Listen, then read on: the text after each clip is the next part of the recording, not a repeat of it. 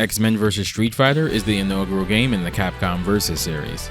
After two successful releases with X-Men Children of the Atom and Marvel Superheroes, Capcom and Marvel decided to go all out and develop an entire crossover game, creating a legendary game series in the process.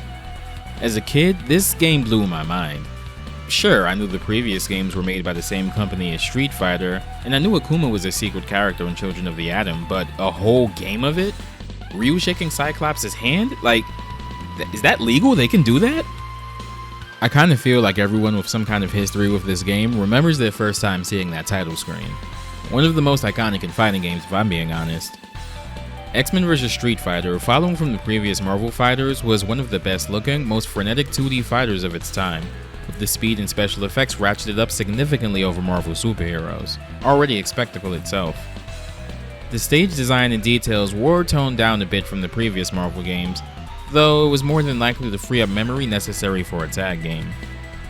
The game proved immensely popular in arcades worldwide, which meant that console ports were inevitable. However, the thing about console ports of arcade games in that era were that the home consoles were rarely, if ever, equipped to handle accurate ports of these games, with fighting and racing games in particular being infamously finicky. X-Men vs. Street Fighter was eventually ported to PlayStation 1 and Sega Saturn, the latter releasing only in Japan about a year or so after the arcade release, and the PS1 version releasing worldwide a few months later in '98.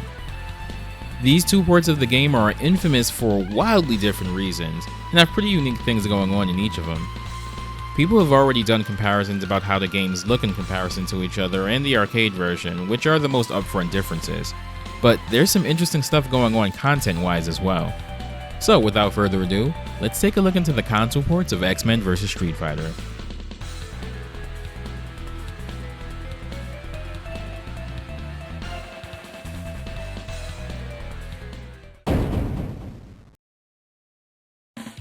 I'm going to start with the PlayStation version, not because it's categorically the worst version, but because it's the version I'd wager most people played at home, since it actually released worldwide. The PlayStation version of this, as well as the other PS1 Marvel ports, are subtitled EX Edition in Japan. The PS1 port is, as I mentioned earlier, pretty infamous, though almost entirely for negative reasons.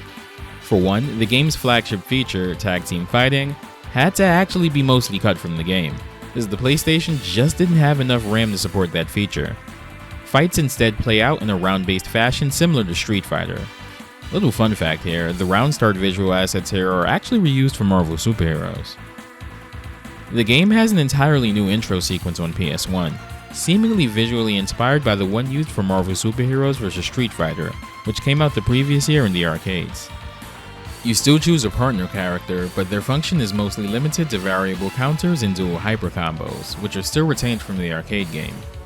Like in the original game, the final arcade mode fight is also against your partner character, though this time it's a 2-round fight instead of a single round.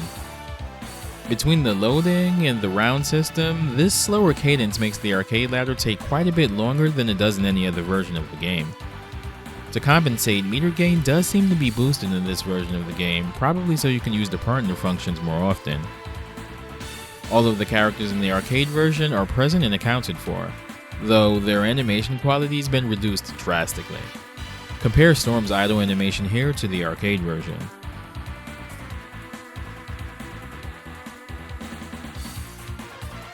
Now, I mentioned earlier that the tag feature was mostly cut from the game, mostly being the operative word. The tag team feature is still actually in the game, but in a limited capacity and through a button code. On the main menu, very quickly press triangle, triangle, right, circle, and R1 to access the EX options menu. There's two options here. The combo gauge option, which gives you and your opponents full, infinitely refilling super meter, and the game mode option, which lets you switch from EX Edition, the game's default, to original. After setting it to original, go to versus mode and have player 1 pick their characters. Player 2 should pick the same characters, but in reverse order. When the match loads, you'll be able to play 2v2 just like the arcade version. The reason this mode works is because since it's a mirror match, the game only needs to load 2 characters into the RAM as opposed to 4 like in the arcades or on Saturn. New and exclusive to the PS1 port of the game, and only the PS1 port, are training and survival modes. Training mode is exactly what it says on the tin basically. though it's pretty bare bones, as was the case with most late 90s fighters. You can set your dummy to stand, block, or jump, and that's about the most you can affect. Survival mode is a gauntlet against random characters, though every 8th match or so is against Apocalypse. If you get to 99 wins, you get your character's arcade mode ending, which is kind of redundant, but okay. There's one more feature added to this version of the game, not in any other version. After beating the game, make sure to save to the memory card and go to Versus mode. Highlight Akuma and hold select for 5 seconds. After that, press R1 and surprise, you're playing as Apocalypse. He has a fairly limited moveset, but it's still a neat power trip nonetheless, and it would start a trend of playable bosses in the series that continued even up to Ultimate Marvel vs. Capcom 3. All in all, the PS1 version is rough. There was definitely some fun to be had with it, especially if it was the only version you had access to, and what they did manage to squeeze in is pretty interesting from a technical standpoint, but it's objectively the worst version of the game. It is a neat curiosity though.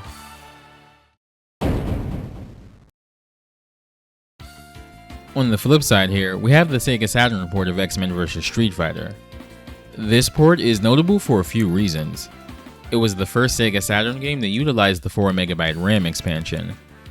Sega Saturn hardware had the capability for dedicated RAM expansion, with there being a universal 1MB RAM card that some games, including the Saturn version of Marvel Superheroes, could use optionally, and dedicated RAM cards made specifically for use with a single game, like the one used for King of Fighters 95.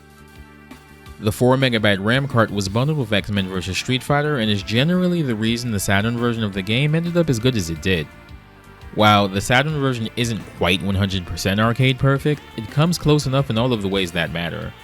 It's for this reason that the 4MB RAM card is almost always exclusively associated with this game. The 2v2 tag function is here and entirely uncompromised, and characters and stages have near comparable animation to the arcade version.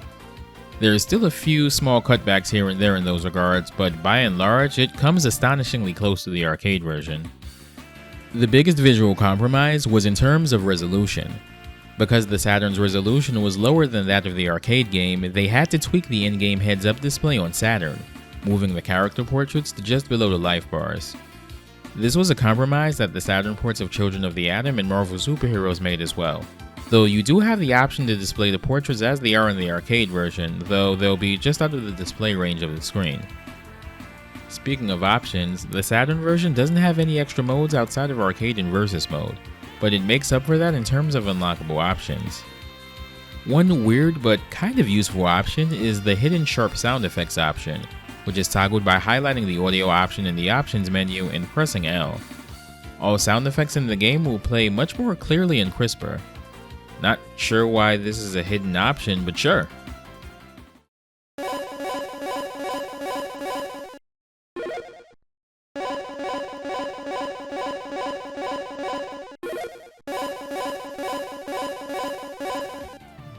After beating the arcade ladder at least once and saving the game, you get a few new options in the menu. You can speed up the game's turbo mode from the default cap of 2 stars to 8 stars, at which point it becomes a meme game. This isn't sped up footage, by the way. This is actually how the game looks on Turbo 8. You also unlock the ability to essentially play the game in slow motion, with 2 slow mode options available. Again, this isn't doctored footage, this is just how slow the game can get. Like the PS1 version, you also unlock a combo gauge option after beating the game as well. There's 2 other things that unlock as well, though the game doesn't tell you this. The first is the ability to select 2 of the same character. You can still do variable counters and tag supers when playing with 2 of the same characters as well. The other unlockable is a set of new color palettes exclusive to the Saturn version of the game. After beating the game once, just highlight a character and press either Heavy Punch or Heavy Kick to select them. These new palettes are honestly pretty neat more often than not, and in most cases actually change the color or projectile effects, like Chun-Li's Kikosho or Charlie's Flash Kicks. I myself am a big fan of Chiquita Ambassador Magneto. Gameplay-wise, both the Saturn and PS1 versions are based off of Revision 3 of the arcade ROM, which notably patched out a lot of the game's infinites. There's still a few left over in the game that Capcom didn't catch, like Rogue's situational infinite on taller characters, but by and large, it's toned down compared to the arcade version. The load times in this port are pretty impressive too. Because the RAM card is doing a lot of the heavy lifting here, matches load way faster here than in the PS1 version, taking about 1 second compared to up to 10 on PS1.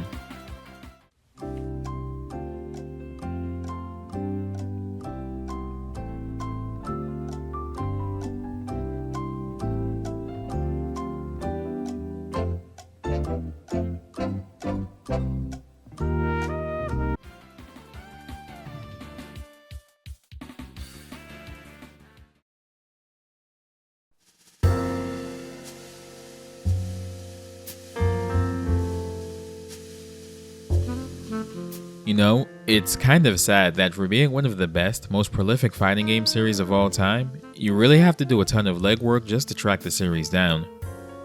Outside of the 32-bit era, the game hasn't really seen too wide of a release. It got a bootleg Korean version in 2000, though it's just a poorly coded CPS2 emulator bundled with the arcade ROM. X-Men vs. Street Fighter unfortunately couldn't be included in Marvel vs. Capcom Origins, because Activision had exclusive video game rights to X-Men games at the time, which kept Capcom from re-releasing that as well as Children of the Atom. On top of that, Marvel vs. Capcom Origins has been delisted off of all platforms it was previously on, so you can't even buy that anymore. The only other release it's gotten is as a part of Arcade 1UP's Marvel vs. Capcom arcade cabinet line. I won't sit here and say I don't want one of those cabinets because real talk, I really do.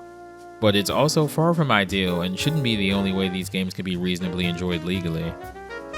If you want to legally play the game in a non-compromised state while paying the least amount of money, your best bet is the Saturn version of the game. It goes for around $70 to $80 these days, which isn't cheap by any means. Just know that you'll want an Action Replay 4-in-1 cartridge to go along with it. The 4-in-1 circumvents region protection while also functioning as a RAM card expansion for most games that need them, X-Men vs. Street Fighter included. What are your thoughts and feelings on X-Men vs. Street Fighter? Do you still enjoy it today? It's still one of my personal favorite fighting games, and I think there's a lot to love about it even nearly 30 years later. Thanks for watching, and I'll see you next time. Take care.